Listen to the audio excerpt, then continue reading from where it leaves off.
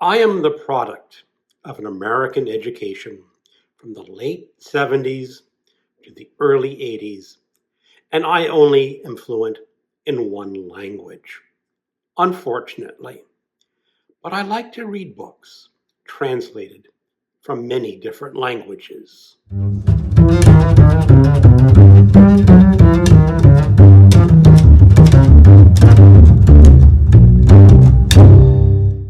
Hello, welcome to my channel, Another Bibliophile Reads. My name is Greg, and this is the third installment of a series where I am going to be rereading some books that intrigue me.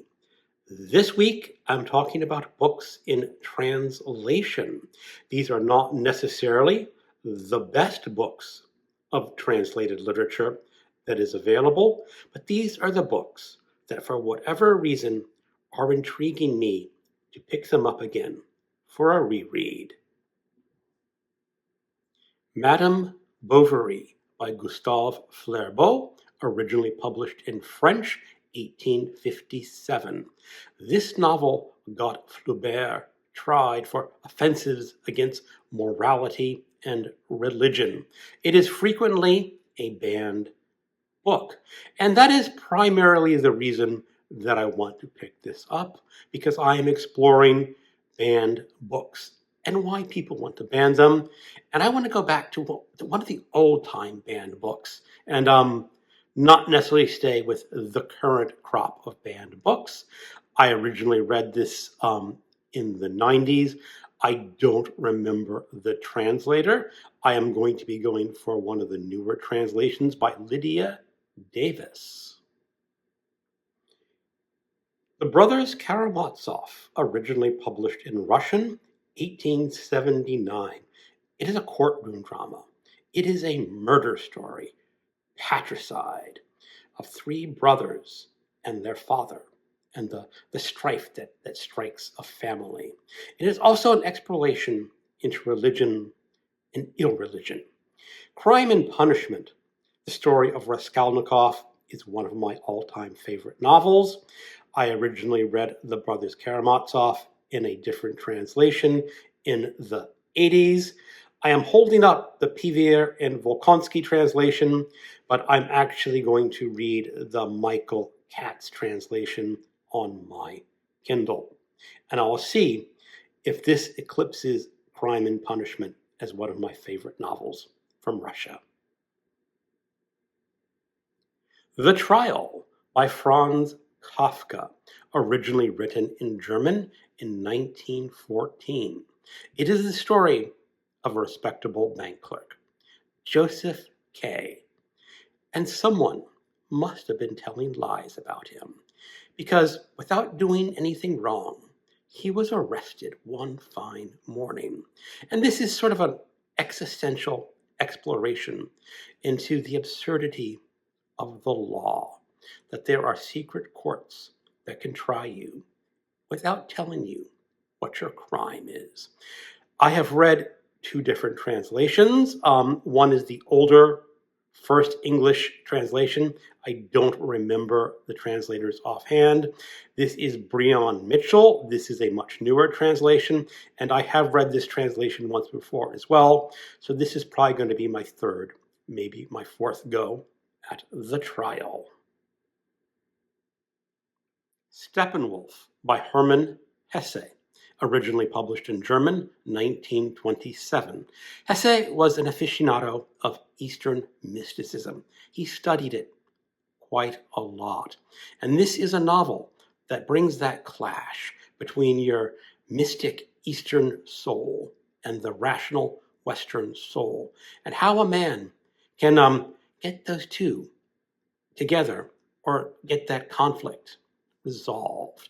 And this is the story of a reclusive intellectual trying to resolve what he considers his inner wolf nature with his rational nature.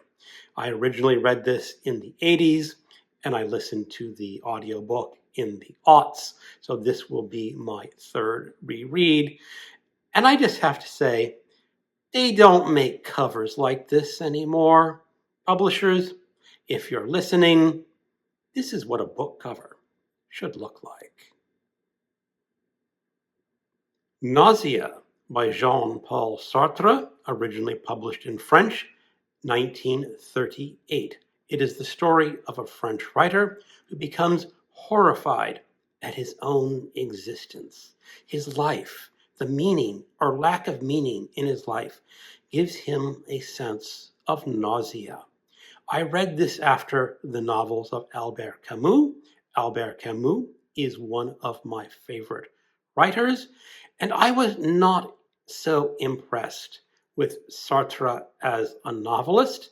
I was a little more fond of his plays like No Exit, but I want to see if my younger self had the correct judgment in saying that Nausea was not such a great novel.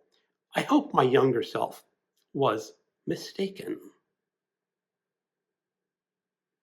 The Family of Pascual Duarte by Camilo Jose Cela, originally published in Spanish, 1942. This is the story of a man in prison for 3 murders. This is him going over his life and saying, what brought me to commit a murder?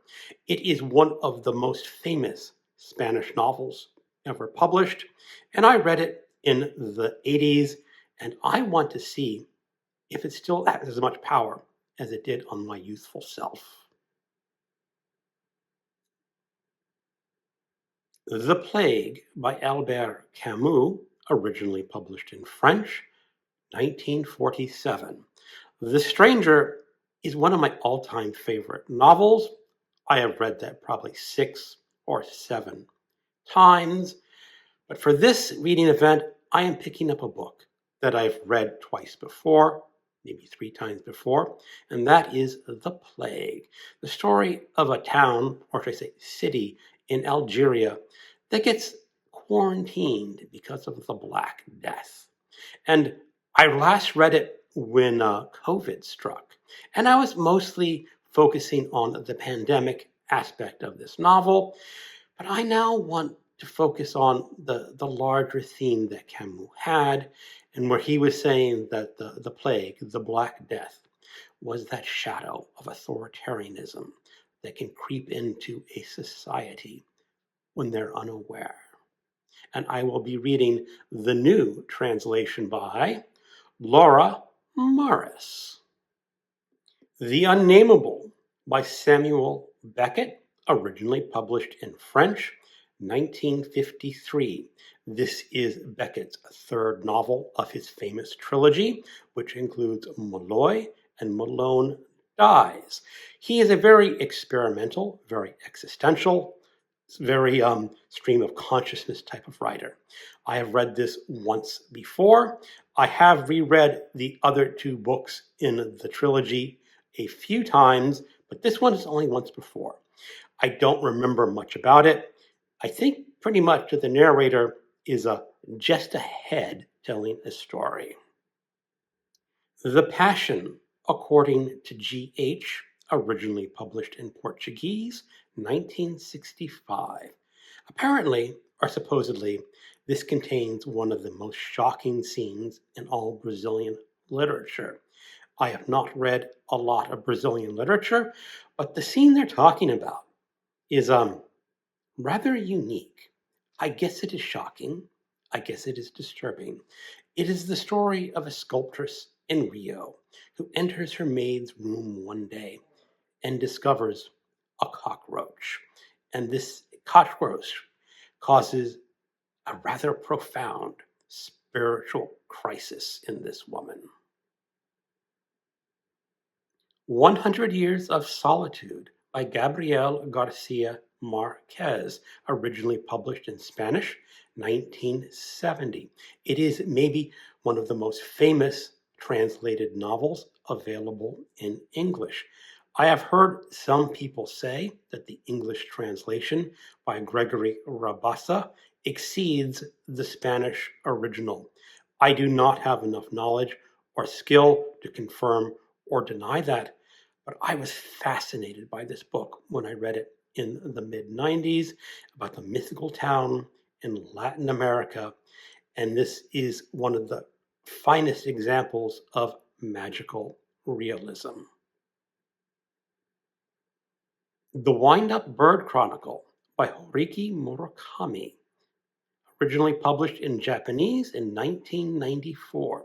It is the story of a Tokyo man who goes in search of his missing cat and his missing wife, and explores magical realism in Japan.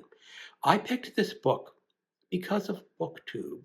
A lot of people highly claim Murakami, and a lot of people are sort of put off by him. They say he's too much of a dude bro writer.